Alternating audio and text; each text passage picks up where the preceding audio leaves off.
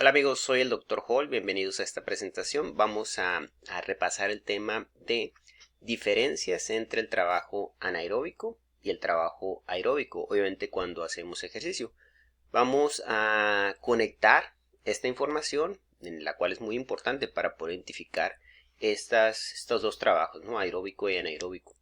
Pero queremos visualizarlo en un dispositivo y aprovechar la tecnología que como entrenadores personales, de esa manera nosotros podemos ofrecer una mejor calidad de servicio a nuestros clientes. Vamos a comentar y empezar también estableciendo que existen muchos temáticas, ¿no? Debemos aclarar que existen muchos abordajes de poder estudiar esta temática aeróbica y anaeróbica y poder diferenciarlos al momento de estar haciendo ejercicio. Y debemos tener una buena base en estructura celular, en anatomía, en fisiología, en bioquímica, pero vamos a tratar de poder mezclar contenidos con mayor enfoque en la bioenergética y en la aptitud cardiovascular, principalmente, aptitud cardiorrespiratoria principalmente, ¿no? Entonces, como ustedes podrán observar, hay una lupa para poder amplificar, ¿sí? Y concentrarnos en esas temáticas, ¿no? De medición cardiovascular, de trabajo aeróbico, anaeróbico, y poder conectar estas piezas del rompecabezas para poder juntar la ciencia y lo que viene siendo las implicaciones prácticas. Bueno, otro factor es que vamos a utilizar como referencia este libro, es el capítulo 3 del libro Fundamentos del Entrenamiento Personal del National Strength Conditioning Association, exclusivamente de las páginas 29 a la 42, un material de estudio muy importante. Si un momento tú quieres presentar y aprobar el examen para convertirte en entrenador personal certificado, Certified Personal Trainer, o CPT, del National Strength Conditioning Association, tendrías que seguir los contenidos de este libro. Son claves para poder pasar esta certificación. Y pues National Strength Conditioning Association es una de las organizaciones referencia o gold standard a nivel del mundo del fitness.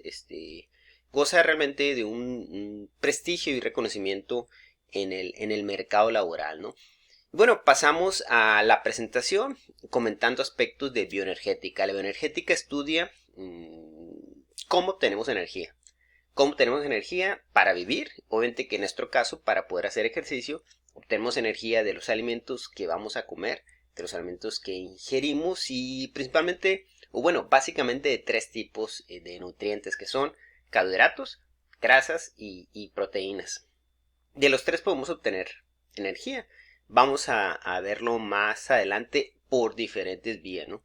Dentro de la mitocondria o fuera de la mitocondria, el citosol de la célula. Pero para poder obtener energía, por ejemplo, necesitamos también producir dióxido de carbono, vamos a producir agua y tenemos que eliminar también el calor. Un dato importante es que cuando obtenemos energía de los lípidos siempre va a ser dentro de la mitocondria y la glucosa es la única fuente de energía que podemos obtener, vaya, energía dentro de las mitocondrias y también fuera de las mitocondrias en el citosol. La siguiente diapositiva vamos a hablar de el ATP, ¿sí? El adenosín-trifosfato. Cuando comemos esas moléculas que son lípidos, que son carbohidratos, que son proteínas, vamos a degradarlas en pequeñas partes, a analizarlas, a separarlas en el cuerpo. Ese proceso se llama catabolismo y dará como resultado la obtención del ATP, del adenosín-trifosfatos, la cual es una molécula altamente energética. Nosotros no podemos almacenar mucho ATP, las reservas realmente de ATP son limitadas. Estamos hablando que el cuerpo humano puede almacenar de 30 a 100 gramos de ATP. Es algo muy poco. Y el ATP va a ser básicamente, como ustedes lo ven en la imagen, la unión de tres moléculas de fósforo con una molécula de adenosina. Y cuando ésta se rompe, los enlaces de fósforo van a liberar la energía. Por lo tanto, podemos considerar que el ATP es nuestra gasolina, nuestra moneda energética que nos va a permitir vivir y que nos va a permitir hacer ejercicio, ¿no? El ATP se rompe por una reacción química, la cual es muy sencilla, se llama hidrólisis. Y este proceso genera iones de hidrógeno. Eso lo pueden ver en pantalla, lo señalo con la flecha.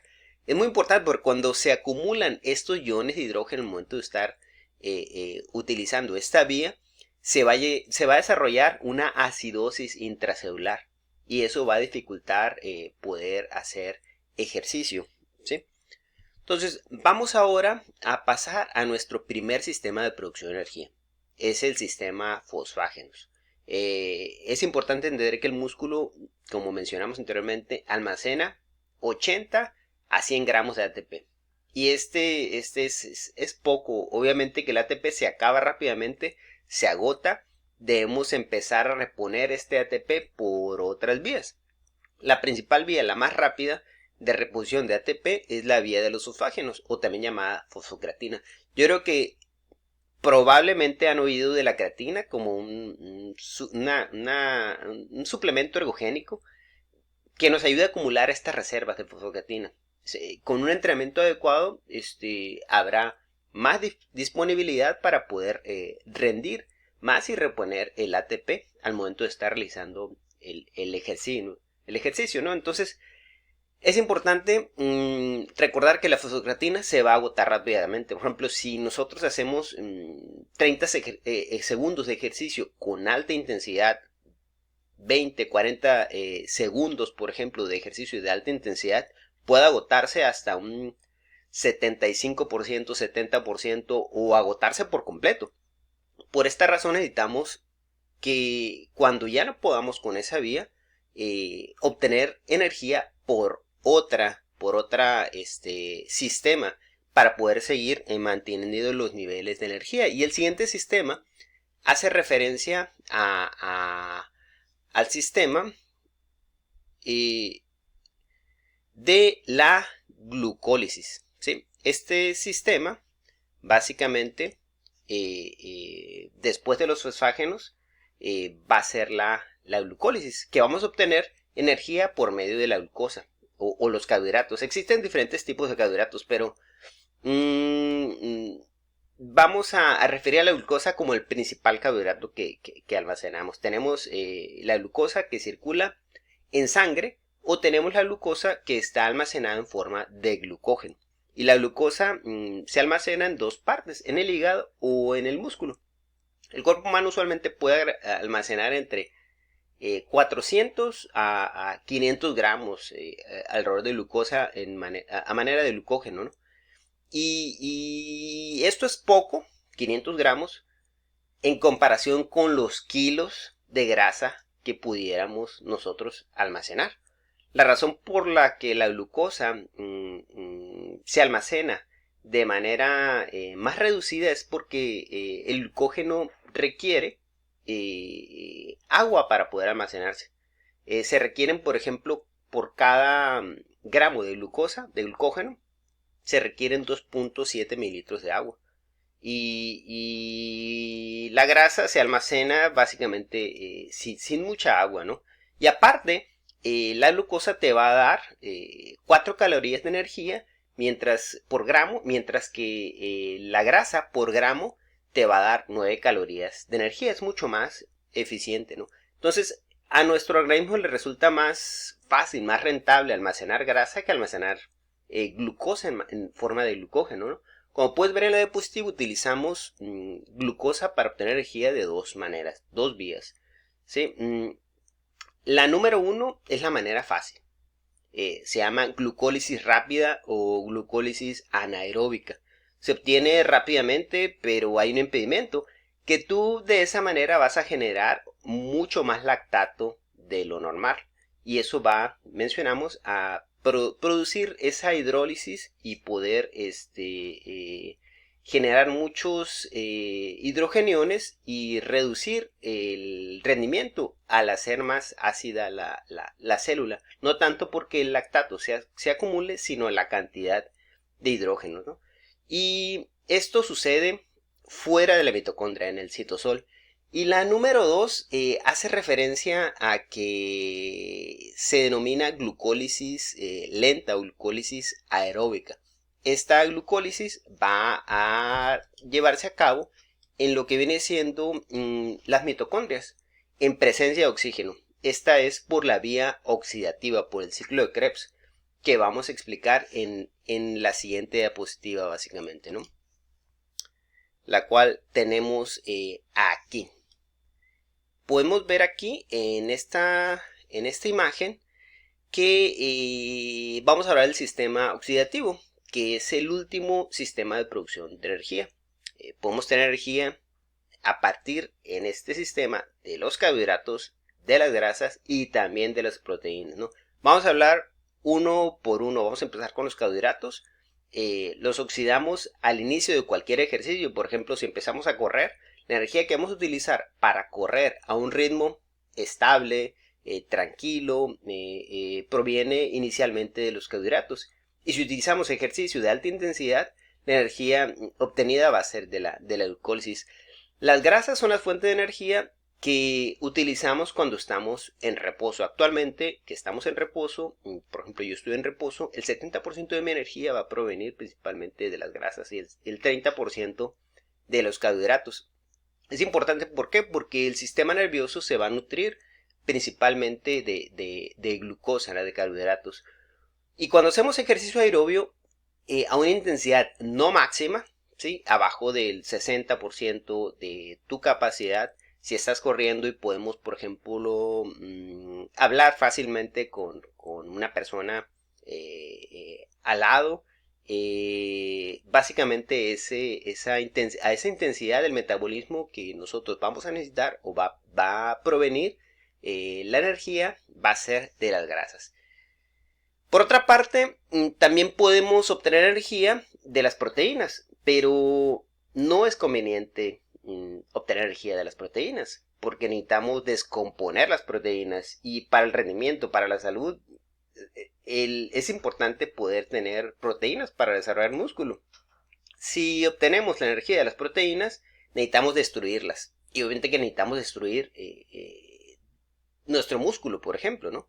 Para poder obtener esa energía. Eso obviamente que no es interesante, no es conveniente, pero en determinadas circunstancias, por ejemplo, si no desayunamos, el ayuno de tiempo largo va a hacer que nosotros utilicemos las proteínas como fuente de energía por esta vía, o podemos utilizar proteínas con fuente de energía, por ejemplo, en deportes como el triatlón, como el maratón, donde realizamos de manera continua ejercicio aerobio por 2, 3, 4 horas, de tal manera que puede ser utilizada, pero en esos casos se utilizan complementos de los cuales incluyen bebidas isotónicas que contienen, además de los electrolitos, además de los carbohidratos, también contienen aminoácidos para compensar este catabolismo proteico, ¿no? Vamos a pasar ahora a esta gráfica que es muy interesante. Nos va a indicar estos tres sistemas de obtención de energía que hemos estado hablando.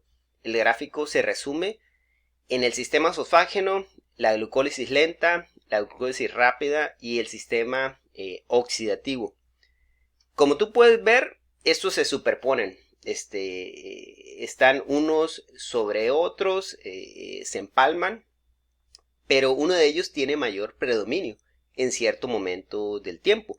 Y eso va a depender de la intensidad. En algunos casos, unos van a subir, en otros casos van a bajar, mencionando de acuerdo a los parámetros del ejercicio. Pero es muy interesante porque podemos identificar en la gráfica la fuente energética predominante al momento de realizar algunos ejercicios y poder asociarlos con objetivos del entrenamiento. Por ejemplo, podemos ver ahí la potencia, velocidad, agilidad y fuerza más orientado a la fosfocreatina, la fuerza, la hipertrofia más orientada a la glucólisis y la resistencia con una orientación mayor hacia la resistencia, ¿no? Esto es importante para poder establecerlo en cuando diseñemos nuestros programas de ejercicio. Ahora vamos a pasar a la siguiente diapositiva. Esta diapositiva, esta información es clave, es muy importante, nos va a ayudar a conocer o a conectar la ciencia del ejercicio, diferenciando el trabajo aeróbico y anaeróbico con implicaciones prácticas como entrenadores personales al realizar ejercicio con nuestros clientes. Primero vamos a establecer que esta gráfica tiene un eje vertical, ¿sí? Y ese vertical va a hacer referencia a la concentración de lactato. Debemos recordar que los niveles que actualmente tenemos en reposo de lactato son de 1 milimol por litro aproximadamente, ¿no? Y en el eje que es horizontal se va a observar la velocidad en kilómetros por hora, como si nosotros estuviéramos corriendo en una caminadora. Para tener una idea, nosotros vamos a iniciar una caminadora y el tránsito entre caminar y correr viene entre los 8 kilómetros por hora, ¿no? Y allí empezamos después a incrementar la intensidad y podemos correr a mayor velocidad. Podemos distinguir también en el gráfico tres secciones bien definidas, ¿no? Una sección inicial, que es la fase aerobia, otra sección intermedia, que es la fase anaeróbica y anaeróbica, y por último una fase anaeróbica. Vamos a empezar con la primera fase, es el primer cuadro de la gráfica. Si estamos corriendo en esa banda sin fin, en esa caminadora, en la fase aerobia, estamos creando una intensidad en la cual nosotros vamos a producir ácido láctico. Y ese ácido láctico no se va a acumular. El cuerpo va a tener la capacidad de compensar la producción.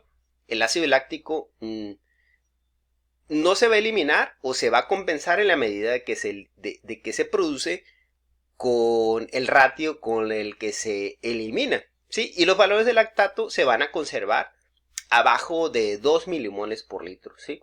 Esa fase, en esa intensidad, nosotros podríamos estar haciendo ejercicio por horas, trotando tranquilamente, caminando tranquilamente. El cuerpo es eficiente porque el predominio de energía utilizada proviene del metabolismo de los lípidos. En esa fase aerobia, cuando estemos contrayendo nuestros músculos a estar haciendo ejercicio, a esa intensidad, a esas abajo de 13 kilómetros por hora que ejemplificamos ahí, abajo de 60% de la capacidad, nosotros vamos a estar utilizando principalmente ¿qué fibras musculares? Las fibras tipo 1. ¿Sí? Entonces vamos a pasar al siguiente apartado, el apartado de la gráfica del medio, ¿sí? El umbral que va a separar la fase aeróbica de la fase anaeróbica se denomina umbral láctico, se denomina umbral aeróbico o umbral ventilatorio 1, VT1, ¿sí? Es un umbral que ubica a las personas en torno al 60 al 70% de su consumo máximo de oxígeno, dependiendo de la condición física, pero esa fase corresponde a la fase aeróbica anaeróbica. Los niveles de lactato van a estar por encima de 2 milimoles por litro y menos de 4 milimoles por litro. Esa fase anaeróbica, anaeróbica, empieza a cobrar mucho más protagonismo el metabolismo de la glucosa. Vamos corriendo a una velocidad donde los lípidos no son capaces de aportar tanta energía, ¿sí? La que necesitamos para mantener esa velocidad, por ejemplo, arriba de 13 kilómetros por hora, ¿no? Entonces, ahí es donde va a empezar o vamos a estar utilizando tanto la glucólisis lenta como la glucólisis rápida, ¿no? Y las concentraciones de lactato se van a ir acumulando de manera lineal, ¿sí? Y nuestros músculos van a estar utilizando las fibras tipo 1, como en la fase aeróbica, pero también van a dar protagonismo en el uso a las fibras tipo 2A. Este umbral va a separarse en la siguiente frontera, en la siguiente fase anaeróbica, anaeróbica, con la fase netamente anaeróbica. Ese umbral se denomina umbral anaeróbico o umbral ventilatorio VT2. Se define por las siglas OBLA, OBLA, que significa inicio de la acumulación de lactato en sangre. es una intensidad aproximadamente del 80 al 90% del VO2 máximo. Ahora nos vamos a centrar en la última fase de lo que viene siendo esta gráfica, la fase que es netamente anaeróbica, ¿no? Si continuamos nosotros corriendo e incrementamos la velocidad arriba de 17 kilómetros por hora, vamos a pasar a esta última fase, ¿no? Y vamos a utilizar ahora sí principalmente glucosa como fuente de energía. El lactato en sangre va a aumentar arriba de 4 milimoles por litro. Dijimos que era exponencial, que era lineal, y ahora va a ser exponencial. Este se va a ir ahora a 7, 10, 12 milimoles por litro, dependiendo de la capacidad de la persona. A esto se denomina en abreviado MLSS, como ustedes lo pueden observar. Se denomina estado estacionario máximo de lactato, MLSS. Es muy importante, ¿no? En este momento la persona se va a fatigar, no va a poder más, va a durar 2 a 4 minutos dependiendo de la condición física. Y en esta fase ya se van a estar contrayendo, además de las fibras tipo 1, 2A, predominantemente se van a contraer las fibras 2X, ¿no? Uno de los objetivos principales del entrenamiento es que nosotros como entrenadores personales podamos desplazar esa umbral de lactato, ese umbral aeróbico hacia la derecha. Podemos realizar actividad física con mayor intensidad y ser eficientes retrasando la fatiga. En este ejemplo de la gráfica podemos decir que después de 2 meses de entrenamiento aeróbico, en lugar de que la persona corra a 13 kilómetros por hora en su fase aeróbica, la persona va a entrenar, y las adaptaciones que va a tener es que la persona va a correr ahora en ese umbral, por ejemplo a 14, 15 kilómetros por hora, con más velocidad y consumiendo principalmente lípidos como fuente de energía, ¿no? Entonces vamos ahora a hablar de una cuestión muy importante, ¿no? Pasar de cómo conectar la ciencia analizando las fases aeróbicas y anaeróbicas del ejercicio con implicaciones prácticas como entrenadores personales, ¿no? Para servir en la calidad de atención a sus clientes. Tenemos aquí lo siguiente: vamos a aprovechar la tecnología. Vamos a medir mediante sensores, mediante aplicaciones, la frecuencia cardíaca, utilizando un monitor, un strap alrededor del pecho, donde lo más importante es que tú, al momento de hacer este ejercicio, tú te sientas capaz y puedas trasladar esta actividad educativa a diferentes escenarios en tu futura vida profesional. Como puedes ver en la gráfica, vamos a utilizar 2 dispositivos, ¿no? Una aplicación que se llama PolarBeat y un monitor de frecuencia cardíaca. Es una correa torácica con un sensor. Vamos a utilizar el H7 de Polar, que transmite los valores mediante Bluetooth. La correa se va a colocar debajo del esternón.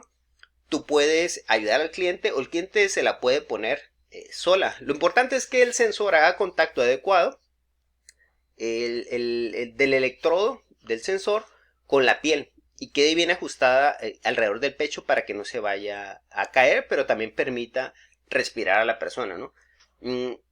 Este sensor conectado con la piel va a conducir las señales eléctricas del corazón, que se van a transferir por Bluetooth en valores de frecuencia cardíaca, la cual va a estar analizada por ti y graficada para que tú identifiques la intensidad de la persona al momento de estar haciendo ejercicio. Esta aplicación y el strap, el Polar H7, son asequibles, son instrumentos baratos, te indicarán las diferentes fases de ejercicio de una manera gráfica sencilla. Al momento de estar trabajando con el cliente lo vas a poder visualizar de manera instantánea. Son valores confiables y es muy versátil porque la puedes utilizar en diferentes formatos de ejercicio, dentro del agua, fuera del agua y por varios periodos de tiempo. Realmente es muy conveniente, ¿no? Entonces aquí vamos a intentar comparar la gráfica que nos da la aplicación que mencionamos anteriormente con una cuestión práctica, ¿no?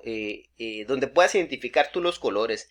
El gris, que significa el azul, el verde, el amarillo y el rojo, ¿no? Para saber fácilmente a qué intensidad tú vas y bueno, tus clientes van según el objetivo que tú vayas a colocar en el diseño de tu programa de entrenamiento.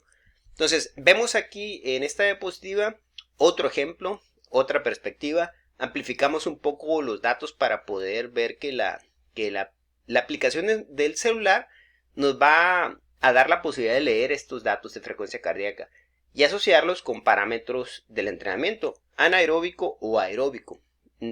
De acuerdo con la intensidad o la zona de la frecuencia cardíaca. Tenemos que destacar, aquí es otra perspectiva, es importante poder focalizar esto y que quede bien claro con los diferentes colores, ¿no? Del entrenamiento. Tenemos que recordar que hay valores ahí, pero en ese momento nosotros tenemos que individualizar la frecuencia cardíaca de cada persona. Pero en general los colores van a representar la fase aeróbica, que es el gris y el azul. La fase anaeróbica y aeróbica combinada va a estar representada por el color verde. Y por último, la fase anaeróbica será el color amarillo y el color rojo. Bueno, aquí viene lo importante. Vamos a establecer lo siguiente, ¿sí? Que es los estudios de caso. Vamos a tomar en cuenta que vamos a hacer el estudio de caso número 1. Será sobre un cliente que está clasificado con bajo riesgo cardiovascular y usaremos tus datos. Usaremos a nosotros mismos, nos usaremos como ejemplo para aplicar el conocimiento y también aprender a usar la aplicación y visualizarlo en el celular, ¿no? Yo más adelante de esta presentación les voy a dar un ejemplo de sesión de ejercicio.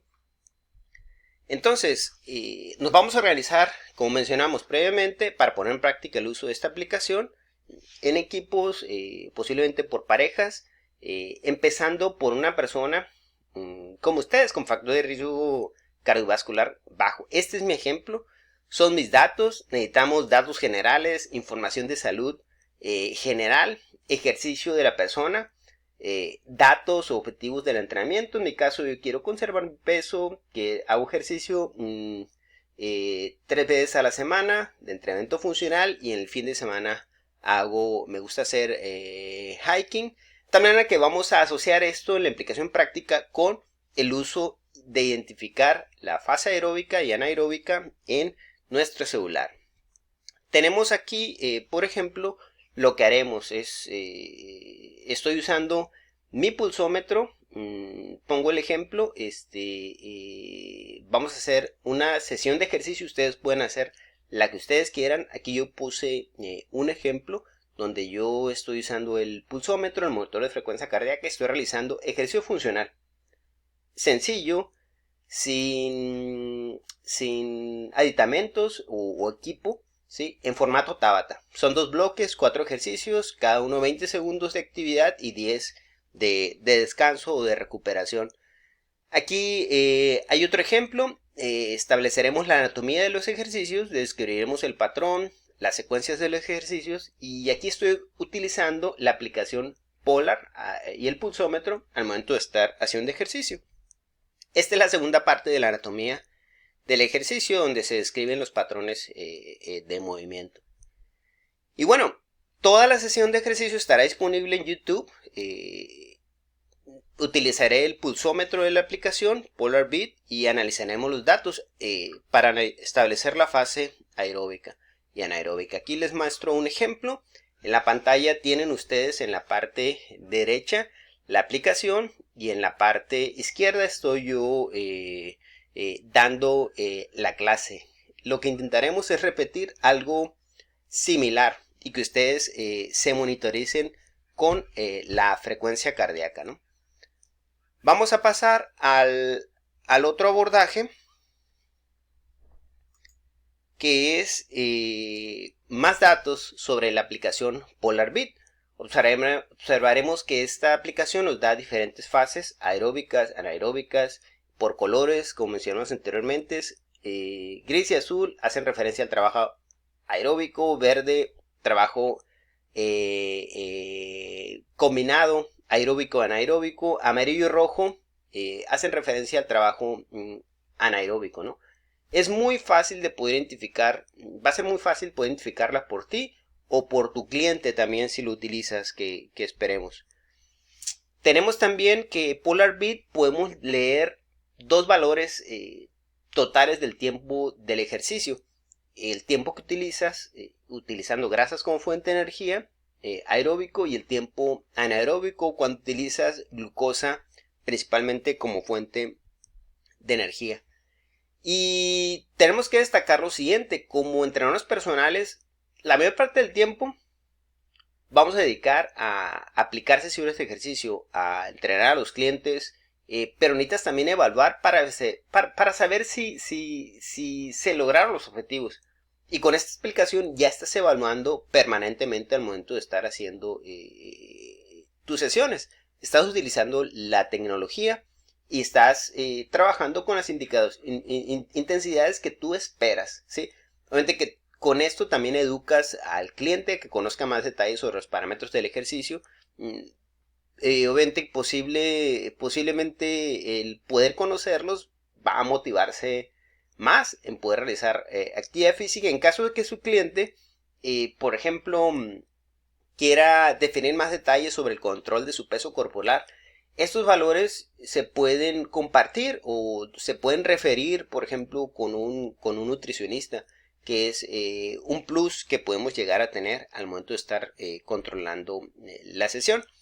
Bueno, el reto del futuro es avanzar en ese estudio de caso, ¿sí? Y poder conectarlo con los principios del ejercicio físico, ¿sí? Yo ahí pongo mis datos, ¿sí? Van a poner ustedes sus datos.